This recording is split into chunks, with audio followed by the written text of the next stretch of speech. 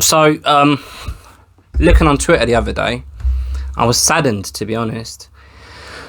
I was saddened to see that my guy, Chuck Mindenhall, had been laid off by The Athletic. I'm just going to read his tweet because I think he put it not quite nicely. I quote, "I've read tweets like this too many times over the years, and I have to say, constructing my own isn't all that much fun, but the axe has come down. I enjoyed my time at The Athletic and covering MMA for the last dozen. Mostly, I've enjoyed writing for you. Thanks for reading." Now, I've made no secret of the fact that Chuck Mindenhall is by far my favourite MMA reporter, journalist, whatever word you want to use. I love his writing style, and I loved him on MMA Beat. I loved listening to his opinion, and I love the way he thought. I love the angle that he approached different stories when it comes to MMA, man.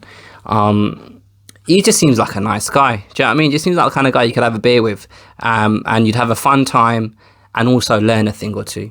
Do you know what I mean? So yeah, The Athletic have let go of, I don't know what the exact percentage is, but they've let go of, I think they said 8%.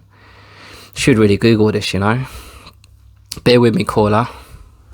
Athletic.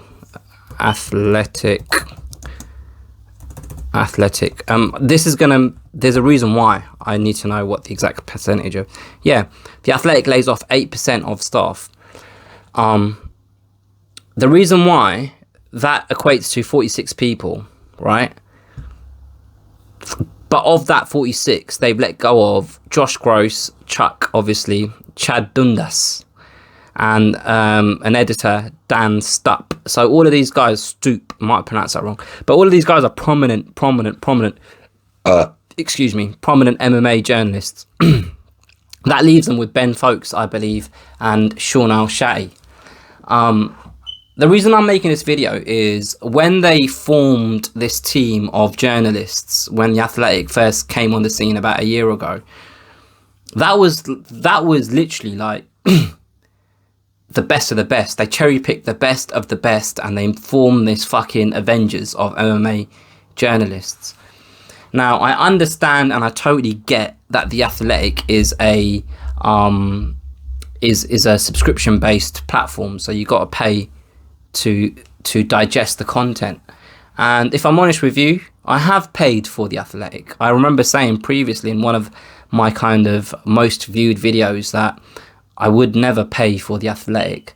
But what the reason why I ended up paying for The Athletic is, one, I got when it first launched in the UK, I got this deal where I paid like £20 for the year. So I thought, fuck it, £20 for a year. Like, you know, I spend more than, like, I've spent £20 in a lot worse ways on a number of occasions. Do you know what I mean? Like in the pub and stuff like that. But anyway, long story short, the reason why I did subscribe is because, as you guys know, I'm a massive football fan, or soccer for you Americans. And David Ornstein went over there. And David Ornstein is a prominent journalist over here that covers football.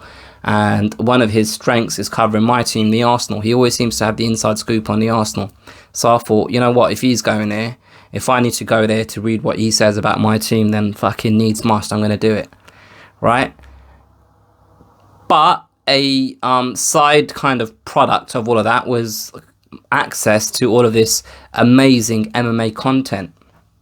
All of these amazing writers, all of these amazing journalists. And if I'm honest with you, I didn't really consume it very often. Now, this might just be me because I'm not much of a reader. Especially these long fucking editorial pieces where, you know, you've had an interview with a fighter, but you've got 60% of it is the writer describing what he thought the fighter's mind state was going into this interview, describing his career slump, describing his predicament in life, blah blah blah, and then you get 3 paragraphs of just the interview. Does that make sense? Like, I just want to know what the fuck. Like, I suppose what I'm trying to say is, if you're if you're subscribed to The Athletic, you're a real fan of said sport. Like, you don't need to read about say for example Cody Garbrandt, and this didn't even happen, but say he was being interviewed by one of these journalists, and it was a written format, so I've got to read this interview. I don't need 60-70% of this piece to be the writer describing Cody Garbrandt's last few fights and how he lost, and the fact that he's had like just general kind of health problems with his kidney and injuries and stuff like that, because I already know all of this stuff. Do you know what I mean? And I suppose the point I'm trying to make is I was a little bit underwhelmed by the content that the Athletic were producing when it comes to mixed martial arts.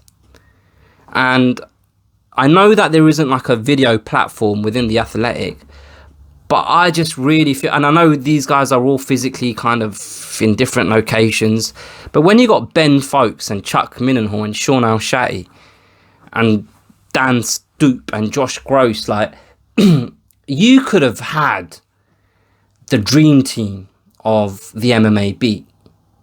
Do you know what I mean? Like, you could have had real good video content, and that's why I've started to do this. Like, I'm not putting myself in the same category as these journalists, but what I am saying is I started off with a website, thebattlecamp.com, which is still there. You can still look at it if you really want. I started off writing stuff, but I thought I got to a point where I said to myself, I don't read like people's editorial opinions, but what I do is spend a lot of time on YouTube listening to people. Mostly in them days it was just boxing, because there wasn't a lot of MMA people like me that do this. Still isn't. When it comes to MMA content, the way I digest it is YouTube, like at X Fighters, Chael Sonnen, you know, I can't be asked to name, but you know what I mean, Ariel Helwani show, Luke Thomas's show, Joe Rogan's MMA shows. Like, that is what I use to consume MMA content. The Schmoes show. Like, and I just felt like, and I know this is a subscription based platform, but give us an in. Do you know what I mean? Give us an in, the Athletic. Like, there was so much opportunity to just create content for YouTube, even if it's just snippets of the podcast and stuff like that. Like, you lot had such a team, man, and now it's just decimated again. I think it just feels like the only people left are Ben Folkes and Sean Al-Shatti now. And the other thing is, like, in relation to the other people that have been let go. So if 8% is 40 something people, they've let go of 1, 2, 3, 4 people when it comes to MMA. Now I've got a list of all of the people that got let go here, and these guys are all like, it's like correspondence for individual teams. Montreal Canadiens, NHL team, Florida Panthers, fuck, I don't even know what sport that is, Philadelphia 76ers. Do you know what I mean? Like, these guys were just dedicated to individual teams, whereas now we've literally got 80% of the MMA team that have been let go, which is weird because MMA is the only sport that is happening at the moment. Do you know what I mean? Like, this is the only sport that is actually putting on events, putting on shows, putting on stuff for writers to write about and people to talk about. So it's weird that the a lot of the casualties were in MMA, and that kind of shows me that it feels a little bit like the MMA content just wasn't being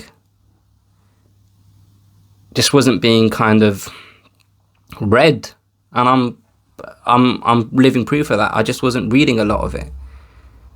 You know? And that's a bit of a shame, really, because I've just said to you that Chuck Mindenhall is my favourite kind of MMA journalist. And I'm not going to lie to you, I don't know, maybe I'm just part of this new generation. I just can't sit there and read a massive long article unless it's something that I'm just really interested about. And I was expecting more with the people that were on board when it came to the Athletics MMA team. I just felt that there was an opportunity to really create some new cutting edge shit for us. And all we got was just a load of articles. which is fine. And I know The Athletic is primarily a subscription-based kind of magazine, I suppose you'd call it. They do have a podcast, but the podcast as well was something that I might be wrong here, but I probably might be able to access the podcast just using Google Podcasts. But I used to forget to see that, okay, Chuck Mindenhall and Sean O'Shatty got a podcast together, so I need to go in the app to listen to it. And I get it, because it's a catch-22, because it's a subscription platform and you're meant to pay for the content. But I just felt like there was an opportunity to give shit away for free, to keep us locked in as consumers when it comes to the paid for stuff. It almost gives the paid for stuff more value. Like when everything's just paid, like you have to pay for everything, it's just like out of sight, out of mind. But when there's stuff that you're giving for free on YouTube and podcast platforms, blah, blah, blah, then it kind of becomes a question of, oh shit, yeah, this is part of my weekly schedule. This is part of the stuff that I do every week. Every Tuesday, the podcast comes out. I make sure I listen to it because I like Sean O'Shatty. I like Chuck Mindenhall. But yeah, I suppose that's all I wanted to say, really. It's a shame. Commiserations to all of those guys. I just hope the next thing that Chuck is involved with is something where he's in front of the camera a lot. Because like I said, I really enjoyed him on MMA Beat, and this isn't just an ode to Chuck Mindenhall. It's a video about the fact that Athletic have slashed the MMA team so much, but also for me personally as a fan, I'm sad that Chuck Mindenhall needs to find a new place to work. Wish him the best of luck. Wish that where he does eventually end up is somewhere that has the capability to have a man like Chuck in front of the camera on a regular basis, where we can listen to Chuck's views and opinions, because I just hold him to great value, really. But yeah, that's me. Let me know what you guys think. Do you lot even care? Who even cares about The Athletic? Do you? I do. Do you? Do you? Yeah, put your comments below. Don't be scared to hit the like button. Share this with a friend if you've enjoyed it. Subscribe if you haven't already. I'll catch you guys next time.